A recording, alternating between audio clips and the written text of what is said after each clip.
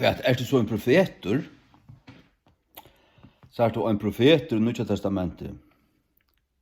Er en taler i årsins. Og i brøyen tøytninge. Så er det han heldig seg først og fremst til året til øynekvørt. Han som leis røyver seg av årene, han er bøynavinn en svikarprofeter.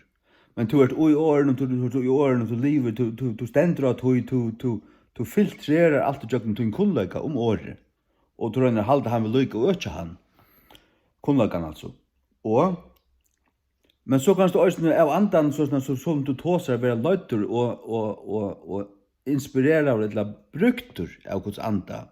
Og at du i basis, og at du i grundarland, så ryser det opp i til å profetera, men profetera bygger av prætiko. Prætiko. Til bottenen så kan det ryse opp om til. Så gjør på det her. Ja. Så det er det, ja. Og så er det her, hver vil du så holdt du gau? Hver vil du holdt du? Ikke inn i fjøltene. Ikke inn i til etablera og det som hever etablera seg, hever sånne bibel her og fyllt til sånne pastor eller prest eller whatever. Ikke her. Det har vi sett, og det har vi innsett, og det har vi gaut ikke. I røynsle kjettikon. De tåler meg slett ikke til å få ilt av meg, det må du bare få. Og det avdukker for meg rettelig om tikkon. Ta jeg hokse om hva det er det tås om, og hva det er som jeg avdukker og frett etter. At jeg ikke tåler det. Tog at de som har ilt av det, som er blekka ut eller av søyelinjen, men som øttast god, kjenner god stadvekk, og som øttast det som kom fyrir seg, og suttja prestene og bisp og alt det der, genga somoløy, genga 8, fyrir samøver alt det. Bispor skriver i Stutsjøen i grøyen, her som han møtte två med konen vi under badne, og han og konen hadde bare fraktast ned, at han har Guds, det er bare et vårt, bare klapp, finnes ordan. Og der skriver han og legger ut omkring portal. Den helvetes hunter han er. Helvetes hunter. Hånden av hjertet.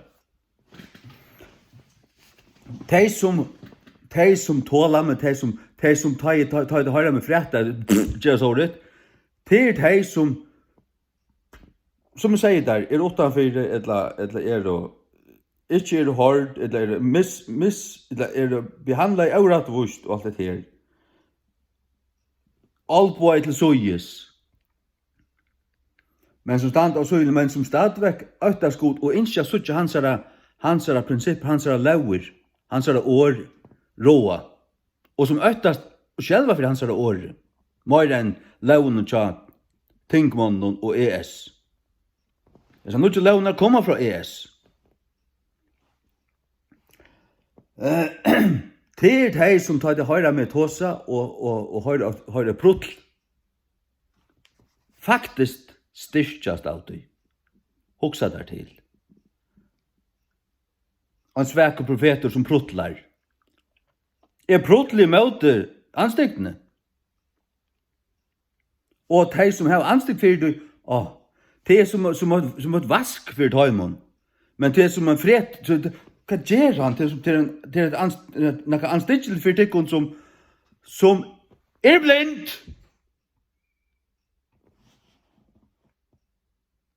Og som ikke da sykker kvitt fra svørsten, alt er bare en grav masse. Tog at det fyllt at det er satans prestun. Det kunne ikke sykker.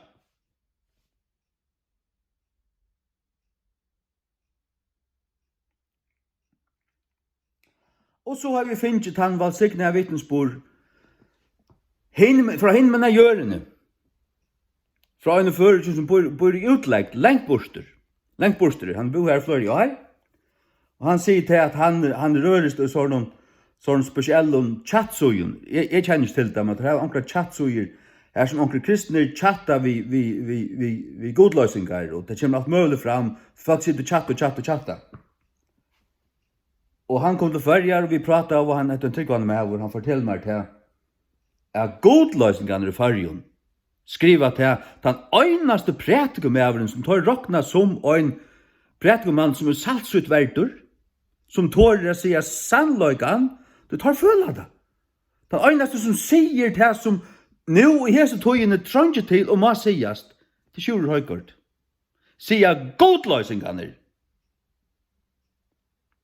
Og tar halda ikke Jekvann Frøygsson, Jekvann Zakariasen, og alt det pjattet, Lindena og Skjei og hva det øyter, Dolamannen, Feremannen. Og alt hitt. Tar sier at det er bare ein sannur prætikum av det førjun, som tar hava respekt for det til det. Det er kanskje gnudgen til den ljautu sataniske grån. 5 om dagen.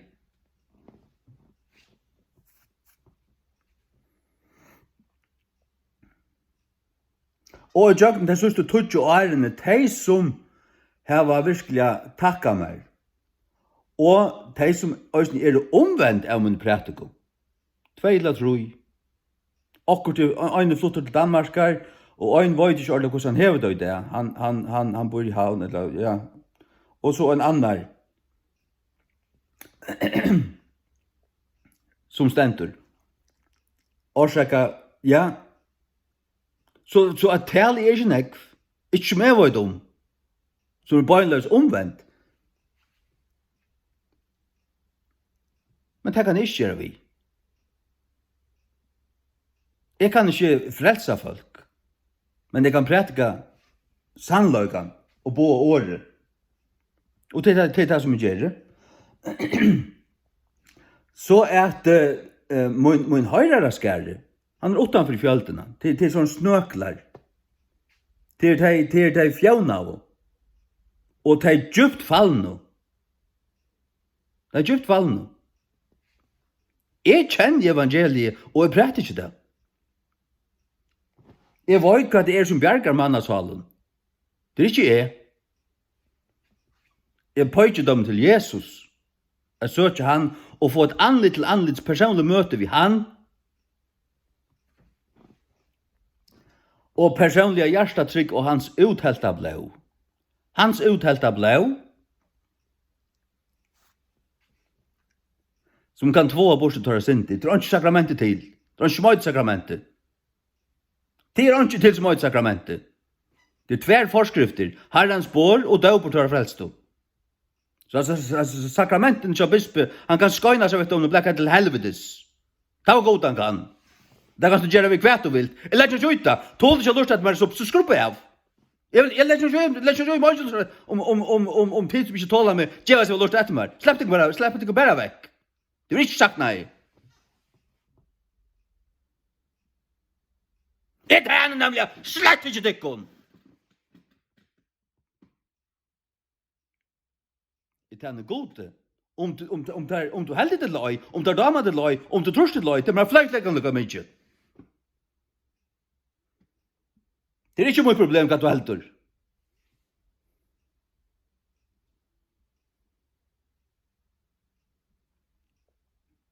Og så er det at skriva i året. Det skriva i året. Nutja testamentet, Nutja testamentet, det var en postkasse i Färjön. Og her til 20.000 bibler, og en 40.000 traktater i Färjön, og 15.000 traktater rundt alt Østland. Det har vi bytt ut.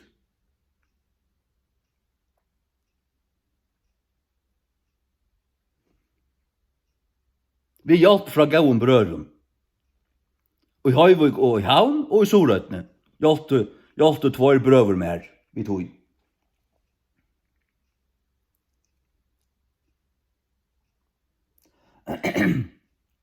Ja. Da skriver jeg året, varst du av tog, at du angan sannløka kjent, du har ikke vita hva det hele dreier seg om, utan vi hadde ta røyne sånn og bøyblene. Utan vi hadde bøyblene i høver, så du ikke vita om god, eller angan sannløka vita om han. Du er da skriver jeg året rævelig viktig. Og en grundleggende pastor under allar boan. Allar kristne boan. Så utan det kommer ut, så er han ikke. Og dette er den sanna bibelen jeg har givet dere, den sanna røyna skøyra. Ikke et Alexanders Lorst, som Jadal, Viktor og sånn her greithøyden i havn. nødja sáttmálan, hette den sanna Bibelen.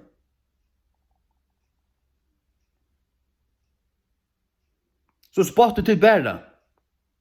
Det får du dørslen lønn fyrir, eller anka.